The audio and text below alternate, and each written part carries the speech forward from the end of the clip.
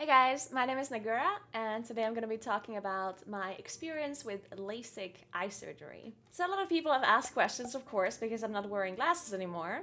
And I figured I'm going to make this video to explain what I went through, how the procedure was, because it's easier to have a video than to always answer those questions on stream.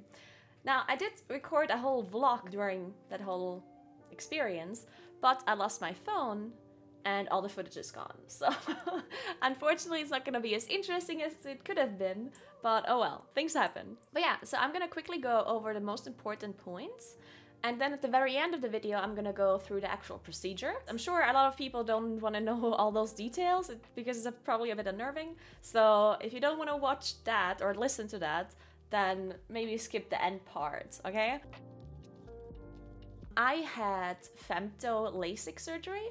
That means that there were basically two lasers involved. A femto laser is the one that basically removes my cornea, and then LASIK is the actual laser that fixes my cornea, my vision. This is like the newest procedure, and it's also the least invasive as far as I understand, and it also has the shortest recovery time. So I was really glad that I could do this procedure. Not everyone can do this procedure. There's also a bunch of different ones depending on how your eyes are. But yeah, this one is the least invasive, and I'm happy I managed to do that. But yeah, keep in mind, if you cannot do femto LASIK, then your experience is probably going to be different. If you get like a contact lens permanently added to your eye, or if you have only LASIK but not the femto version of it. So yeah, this is specifically for femto LASIK. Also, quick disclaimer, of course, I'm not like some sort of professional. I only know what I experienced and what they told me. So if you are considering doing this procedure, of course, do your research and talk to doctors and professionals that know exactly how this works. I'm just telling you what I experienced. All right. The cost of the procedure was 2,200 euros per eye, so 4,400, which is of course a lot of money. And I know prices vary heavily depending on which country you do the procedure in, and also which clinic you do the procedure in. I personally was okay with the price because I knew people that did the procedure in that clinic, and I didn't want to go to like a different country or whatever. I also didn't want to like look for like super cheap options because I'd rather have quality, because of course it's my eyes, right? So I was okay with this, especially because I have a really high prescription. I had -7. My prescription glasses are really expensive. And over a couple of years, if my vision stays perfect and I never need glasses anymore, at least for like the 10 years that they say it lasts, it's probably still cheaper to do the procedure rather than not doing it, because my prescription glasses cost like 700 euros or something. And I had to change my glasses like every year or so, which means that in a couple of years, it's still cheaper to do the actual procedure, even if it's 4,400. But yeah, of course, this is different for everyone. The requirements for the procedure, they did a bunch of tests. So there's so many different tests that they did. I think the most important requirement specifically for femto LASIK is that your cornea has a certain thickness, because otherwise the femto laser doesn't work. And for me that was fine, thankfully. And then the other requirements that I read this on the internet as I was doing my research. People said that if you have a certain amount of prescription, like if it's really high prescription, then you can't do it, but -7 apparently is fine. They also said that if you need a higher prescription before the procedure, like if it changes all the time still, then it's not great to do the procedure, or you're not eligible to do it. But when I went to the doctor, I just recently had changed my prescription like half a year ago, and even before that, I constantly had to change my prescription. Like I was never on a prescription for like a long time. It would always be higher after like a year or two. But the doctor said that's not actually preventing me from doing the surgery or the procedure. It just means that I have a higher risk of my vision becoming worse again after the procedure, after a couple of years. If you have a very steady prescription, then the risk of it getting worse afterwards is much lower. And yeah, I personally took that risk because if my vision gets worse again after some time, it's not going to go back to like -7. It's going to go back to the same kind of difference that I had before. So for example, a couple of years ago, I had -6. And then a year later, I had -6.5.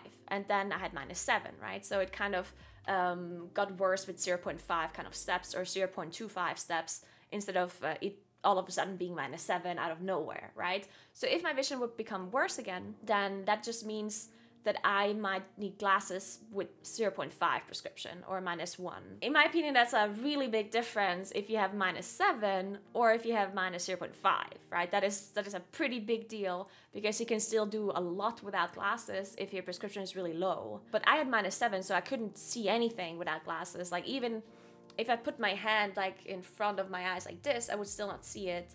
And I'm of course nearsighted, so that means that things that are close I should technically see, and things that are far away I should not see. But my prescription was so bad that even things that are somewhat close I still couldn't see. I had to take an object like all the way to this kind of distance for me to really see it, and that really like changed all the things in my life, what I could do and couldn't do. Like whenever I had to do my makeup, of course I need to take my glasses off, and I couldn't do my makeup in the bathroom because the sink would create too much of a distance between me and the mirror. So I had to take a handheld mirror and put it like this close up to my face for me to do my makeup. So stuff like this, even if the prescription gets worse afterwards, is not gonna happen anymore. It would go to max like -0.5, -1. And I always have the possibility to do the procedure again in case it ever does get worse. Now, in this clinic, they also told me that after a year, I will have another appointment. And if my prescription actually went worse, like if I am not seeing perfectly anymore, they do offer another procedure for free. And I thought that is also really good, especially for me, because I didn't have very consistent vision. So if my vision is not perfect anymore after a year, if it's like -0.5 or whatever, then I'll just do the procedure again, because the recovery time was not bad at all. And yeah, it's for free, so why not? The actual risks of the procedure. So I got this whole brochure with like so many like side effects and risks and whatever. So I talked to my doctor about it, and I was like, okay, so like what is realistically gonna happen or could happen? And my doctor said that this kind of procedure is so advanced and so like perfected in a sense that the side effects that could happen are, first of all, very, very low risk. And the things that can happen are not necessarily permanent if, like, on the ones that are higher risk. And by higher risk, I mean like 4% or 2%, yeah? That's considered higher risk because the permanent damage is supposed to be like 0.04% or something like that. So permanent damage is incredibly unlikely, and not permanent damage is a bit more likely, but still not like high percentage, right? And the things that are not permanent are, you know, side effects like maybe the procedure didn't work perfectly and you don't see perfect afterwards. So if that happens, they have to do corrective surgery where they just do the procedure again or a similar procedure to correct whatever isn't perfect. There's also side effects that maybe you have an infection that they have to treat, things like that, right? Also, like having dry eyes is a really common side effect that I have as well, but that can be treated with eye drops and stuff like that. Then the permanent damage that can occur because of this procedure is, as I said, very, very low. But he also said that most of the time, whenever there is permanent damage, it's caused because the patient didn't follow the aftercare properly, right? So if you didn't use your eye drops as your doctor told you, or if you are rubbing your eyes that you're not supposed to after like a couple of weeks afterwards, if you did activities that you're not supposed to, stuff like that, right? And that is, of course, not something that I worried about because doctor tells me I should do this, I'm gonna do this, right? So yeah, that was not something I worried about. So after the procedure, I immediately saw perfectly. So immediately afterwards, I had perfect vision, but my eyes were a bit sore. So I basically had to blink a lot, but it didn't really hurt because my eyes were still numb from the eye drops. Once the eye drops wore off, this is still within the same day. So after a couple of hours, the eye drops wore off, the numbness, and it did hurt. Like it felt like there's something in my eye. Like it definitely felt like there's literally something directly on my like iris, and I can't like it doesn't go away, which is of course very, very uncomfortable. And it was not great. There was also some like sharp pain in only one of my eyes. Once in a while, I felt like a sharp pain, but I just laid down, closed my eyes, and slept for like a few hours. And as you probably know, if you can sleep, the pain wasn't that bad. So it was definitely fine because I managed to sleep through that period, through that pain. And then afterwards, when I woke up again a few hours later, it was much, much better. It still was not perfect. Like it was not like perfectly comfortable, but it was much better. And then the next day after the procedure, it was already fine. Like I didn't feel pain anymore. It was still a bit uncomfortable, but no pain. So that was my experience. The next couple of days, there was no pain anymore, but my eyes were still not like super comfortable. I had to blink a lot, my eyes were really dry, I had to use eye drops against infection, and I had to use eye drops against dryness of the eyes. After a week or so, that kind of discomfort was also gone. I still have dry eyes, but I then didn't have to use drops against infection anymore. And one of the side effects as well that happened for me for like a week or two was that lights created this kind of halo around it, even if it wasn't super bright. So you know when you look into the sun, and you see these kind of stripes around the sun because it's such a bright point. That kind of happened, like that same effect happened when I looked at things that weren't as bright. So for example, when I looked at the moon, it created the same kind of halo around it like the sun does, with these stripes going out, these light strips, right? And yeah, that's why I had a hard time seeing things on my phone and on my screen. The doctor said I can look at my screen. You could even go to work the very next day after the procedure. So yeah, it didn't really prevent me from playing or working or doing anything like that. But I definitely didn't see my screen perfectly because my screen is a bunch of lights. And of course, as I said, lights was something that I had issues with.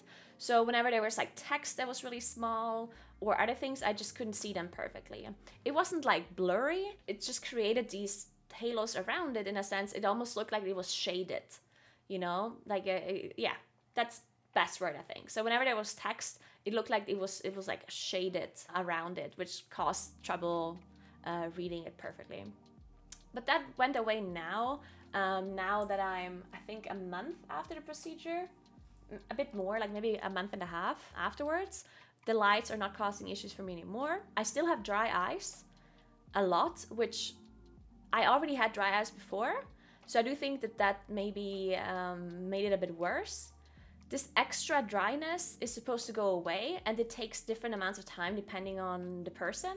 So some people might have dry eyes for like a month and then it's gone, and some people might have dry eyes for like close to a year and then it's gone afterwards. For me, I will never have not dry eyes because I already had dry eyes before the procedure, right? So for me, they're probably always going to be dry, but that extra dryness is going to go away. That stems from the actual procedure. Other than that, I do definitely feel like there's some things that are not perfect anymore, or at least at the moment they're not perfect still. For example, when it's really dark, I don't see that well anymore as I used to, I think. Like in the past, I would actually really like it when it's dark. So I would sometimes cook with like barely any light, or would do things with like barely any lights being turned on.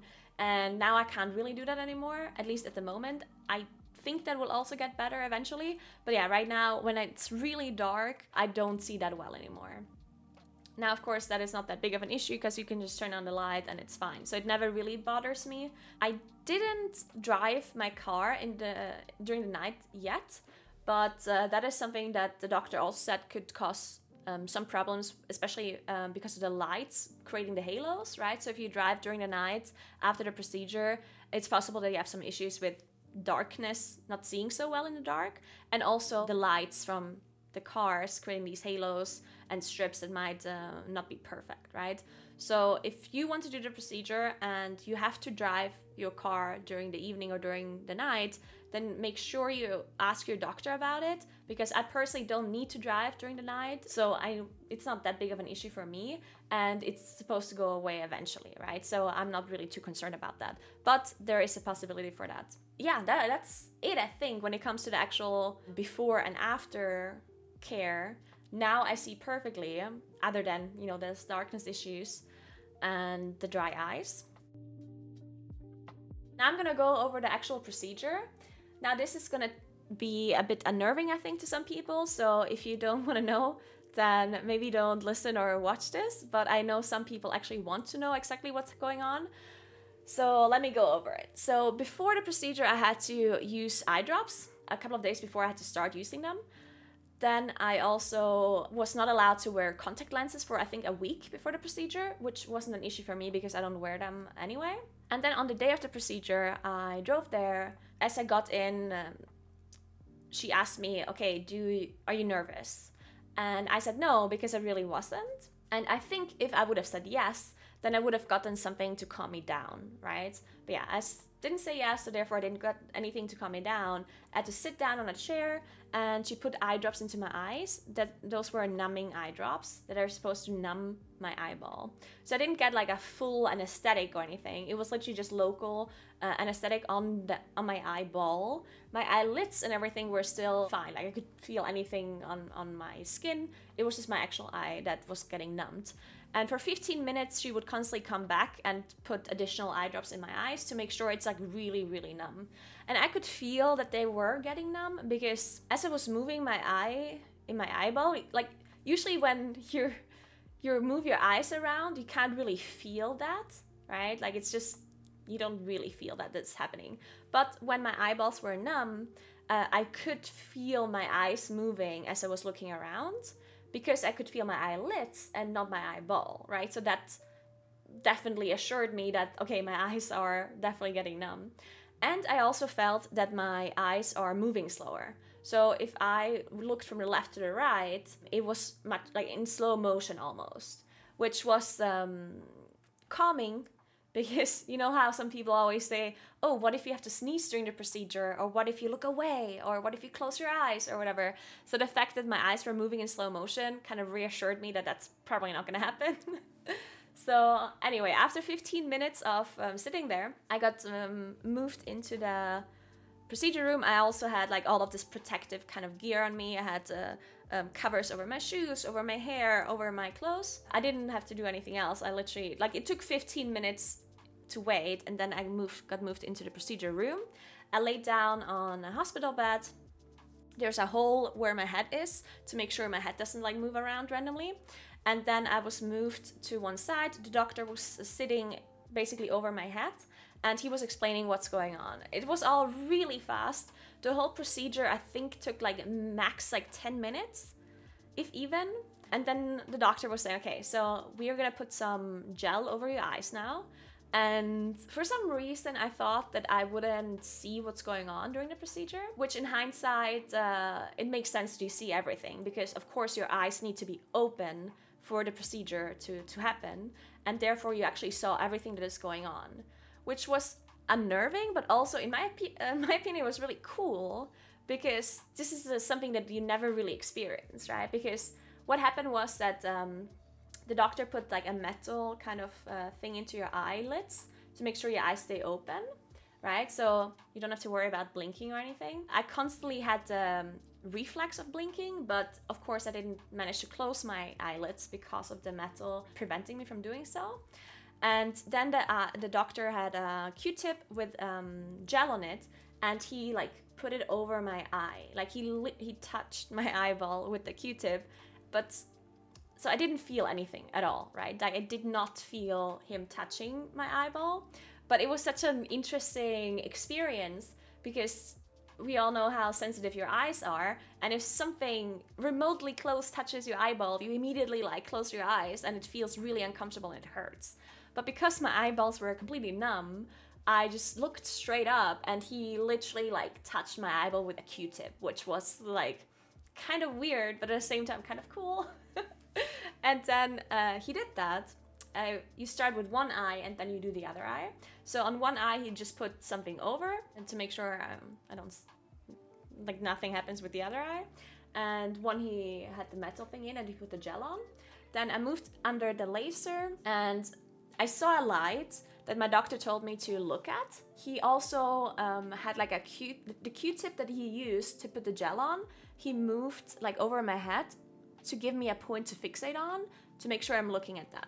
But he also said it's not like perfectly necessary for me to like look at one point and one point only. Because I was a bit afraid, like I asked about this. I was like, okay, so what if I move my eyes? Like, is it not gonna work if I move my eyes? Because yeah, like what happens?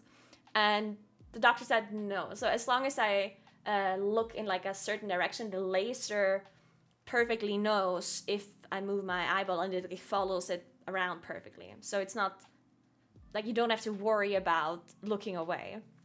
And then when the laser was over me, there was a light that I could look at, which was great because then you have a point to fixate on and you just look into the light, right? And then the laser this is the Femto laser, right? The Femto laser moved down and it basically sucks onto your eyeball. It sounds weird, but you don't feel anything. You do feel that it's touching your eyeball, just like I felt the Q-tip touching it, but it doesn't hurt. It's just like you know it's happening, basically. And then it's on my eyeball. In 7 seconds, it cut a circle around my iris into my cornea, right? So my cornea, like a half circle, and not a full circle, but like a 75% circle, basically, that the femto laser cut into my cornea, like around my iris. I also saw my own iris through the laser because I think there's like a mirror in it or something.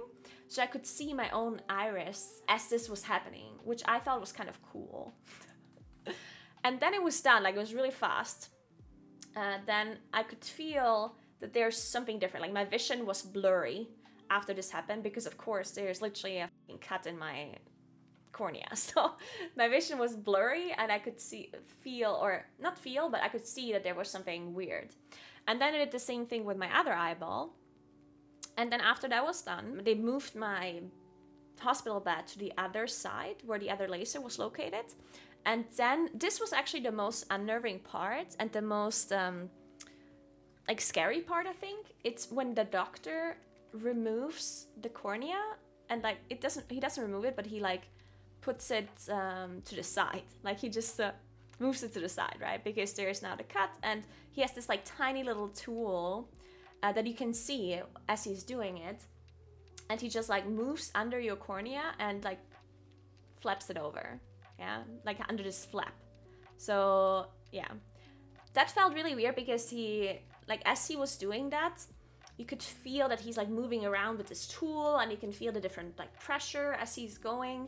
And I thought that was a bit unnerving because it took the longest. Like the lasers themselves were really fast. And then when the doctor flapped the cornea over, that one took pretty long. It didn't actually take long, but I would say like 2 minutes per eye as he was doing that. And yeah, it was just really awkward because you see this tiny little tool. Of course, your eyes are open and then you see it touching your eye and it's just really awkward. But yeah, it was fine. Again, zero pain. You don't feel anything. There's no pain whatsoever. And at one point, I thought I felt some pain. And he realized that I was like twitching, you know? And my body was twitching because I shortly fell a little bit. And then the doctor immediately said, "Do you feel anything?" And I was like, "Yeah, I think I felt something." And then he immediately put some more eye drops in and waited, like went away and waited for like 10 seconds. These eye drops actually worked really, really quickly. And then he continued and I couldn't feel anything anymore. And then I went into the second laser. Again, first one eye, then the other. Or again, you have something in your eye to hold it open. And then that second laser, while it's happening, you definitely smell like burn. Like you feel your cornea being burned by the laser, which I didn't know this was gonna happen. Like my doctor didn't tell me that this is gonna happen. So I was a bit confused, like, oh, what? And then I realized, okay, it makes sense. They're literally burning your cornea. So of course you're gonna feel burn. It smells like burned arm hair, basically. But it was really fast. Again, there was like a light that I was looking at. And as the laser was doing its thing, I saw the light that I was looking at becoming more clear, which was really cool because it wasn't just one light, it was a ring of lights, like all individual small lights in a ring formation. And it was like red or green, or maybe even both colors. And at first it was really blurry. And then as the laser was working, I saw that the lights became more clear and I actually realized that they're all individual lights, because at first I thought it's just one like ring of lights, and then I realized, oh, these are all individual lights. Oh my god, I can see clearly, which was really cool as that was happening. And then as you move back out, they immediately like pour some sort of like felt watery liquid over your eyeball as soon as you come out of the laser to cool it down, I'm presuming, and to like disinfect it or whatever. And then he flapped the cornea back onto my eye, and then the same thing happened on my other eye. And the whole procedure took like 10 minutes, 10 to 15, okay? And yeah, immediately afterwards, like I could see perfectly. I never closed my eyes, I always had them open. And yeah, then it was done. I had to move into like a separate room afterwards just to wait for like 20-30 minutes so that the doctor could look into my eyes again and check if everything's all right. And during those 20-30 minutes, my eyes were still numb, so I couldn't feel any pain. And I was just like amazed. I looked around the room, everything was perfect. And I was like, oh my god, this procedure was so cool. Like, I saw those lights. And the whole procedure just seems so unreal because people are touching your eyeball and it's like, it doesn't hurt. And it's just, it was like this really like interesting experience. Yeah, I think some people are definitely not feeling the same way as I do. Like, they're not going out of the procedures like, oh my god, this was so cool. But I personally thought it was a very interesting experience, even though it was unnerving. But yeah, it's good when the doctor like talks you through it and actually explains what's going on, because otherwise you might be like, oh my god, what is happening? Why is this happening? Why is this happening? Is there something wrong? So yeah, if your doctor talks you through it, that's obviously really, really nice. So make sure you find a good doctor that does stuff like that and explains everything and every step of the way. And then after 20-30 minutes, I went into a room with the doctor. He looked at my eyes with lights, like he looked through, and he basically just checked if my cornea flap is like in the correct position, because the cornea is just gonna grow together on its own. You don't need to like stick it on or anything. It's just like it holds, I guess, the eyesore or something. And then after a while, it will just like heal on its own, and the eye is gonna be as before, except that you see perfectly again. And yeah, that was the procedure. I already talked about what happened afterwards, that after my eyes were not numb anymore, I felt a bit of pain. But yeah, that's it. I can definitely recommend it. The procedure itself, I know that this was really unnerving as I talked about it, but I really hope that it helps some people to understand really like what's going on during the procedure, and it maybe takes away some of the issues or concerns you have with it. But yeah, I never throughout the procedure I was super scared or super nervous that something is gonna go wrong. I was always pretty calm and kind of excited. And yeah, that's it. Now I don't need glasses anymore. I still wear my glasses once in a while with blue light filters. That's, people always ask why I wear glasses still, and it's because I took my old glasses and I made them remove the prescription and put blue light filters in it, which is great because of course if you sit in front of your PC all the time, then it's nice to have blue light filters, especially when I have such dry eyes. So it makes my eyes less tired, which is good. And yeah, that's it. Sorry about the long video. I hope you didn't get bored. And thank you very much for watching. If you have any more questions, if I forgot to mention something or you want to know something else, make sure you ask in the comments below. I will answer those questions. And yeah, thank you so much for watching. Have a nice rest of your day, and you're the best. Goodbye.